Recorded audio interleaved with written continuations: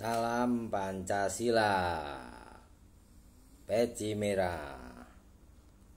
Video ini ya lihat nanti sebagai bukti bahwa Jokowi memang sudah jahat ya, ada niat jahat atau beretiket buruk ya, berniat buruk dari sejak zaman dia wali kota. Nih lihat videonya, bukan omong kosong loh ya. Yang menyatakan itu adalah sekda.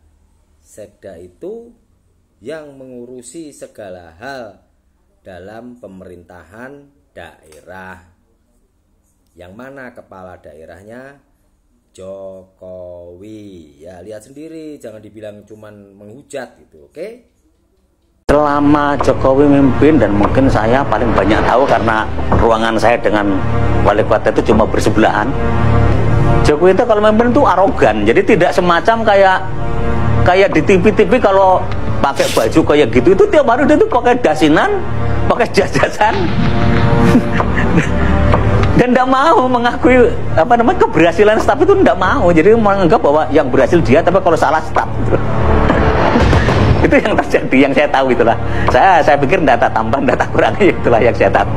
Kan isunya Jokowi tidak terima gaji, Jokowi apalagi itu bohong. Wong Jokowi terima gaji, Bang nyodorkan saya kok yang terima kwitansinya saya kok. Jadi Jokowi itu bohong kalau ngomong dia tidak terima gaji waktu zaman jadi wali kota. Nah itu kadang-kadang pencitraan yang di luar kan kayak yang iya kayak gitu, tapi sama sekali enggak, karena penanggung jawab anggaran daerah. Jadi yang nyodorkan itu bagian keuangan, tanda tangan, setelah bahas ini terus laporan ke saya, Pak ini Pak sudah diterima gajinya Pak Wali, sudah diterima gajinya Pak Wakil. Jadi semuanya nerima, itu bukan berarti tidak nerima. Jadi jangan sampai punya image, wah Jokowi bersih, Jokowi jujur, Jokowi ya, kalau saya katakan Jokowi munafik ya. Ada salah satu staf di balai kota, dia nyimpen dana pemerintah, dalam itu dana Pemda, di rekening pribadinya. Angka ini justru tahunya saya dari hasil pemeriksaan BPK. Ternyata muncul bahwa ada seorang oknum yang nyimpen dananya sejumlah 6 miliar di balai kota. Nah, waktu itu muncullah di media lokal ya, Solo Pos waktu itu, kalau salah, pada Suara Merdeka. Terus waktu itu, hari itu juga saya ketemu, sebagai sekretaris daerah Pak Jokowi dan Pak Rudi, wakil wali kota, jadi wali kota dan wakil wali kota. Waktu itu juga saya diminta pertimbangan, gimana Pak terjadi begini. Langsung saya tuh jawab singkat, besok juga orang itu pecat.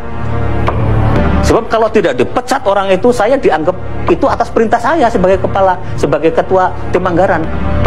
Tapi kalau itu tidak dilakukan sanksi, tidak diberikan hukuman, maka dianggap oleh publik bahwa itu kong kali kong antara sekretaris daerah atau wali kota.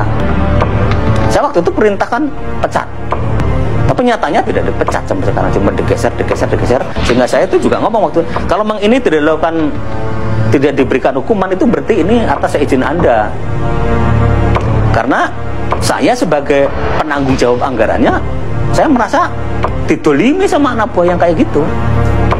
Nah, tapi apa yang dilakukan oleh wali kota sampai sekarang juga ternyata tidak ada hukuman, sehingga saya meyakini bahwa itu pasti atas izin wali kota. Karena mustahil seorang staf nyimpen di rekening pribadi angka sejumlah itu. Jadi itulah yang mungkin yang saya ketahui, sehingga saya sangat tidak sependapat kalau sekarang seolah bahwa Jokowi sederhana, Jokowi bersih, Jokowi jujur. Itu hitungan saya sangat naif lah. Karena nyatanya Jokowi itu banyak mengorbankan anak buahnya.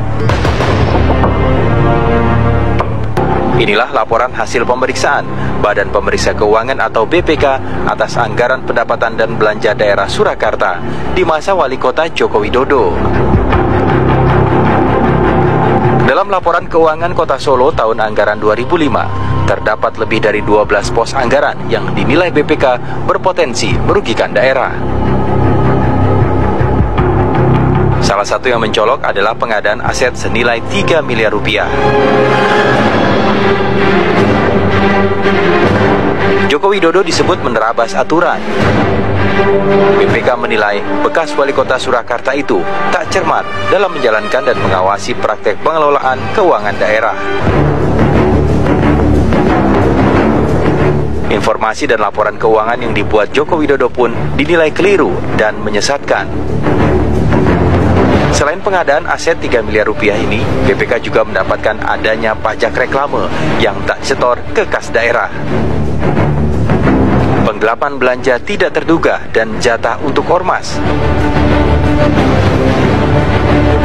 Hingga proyek belangko kependudukan yang dilaksanakan tanpa tender.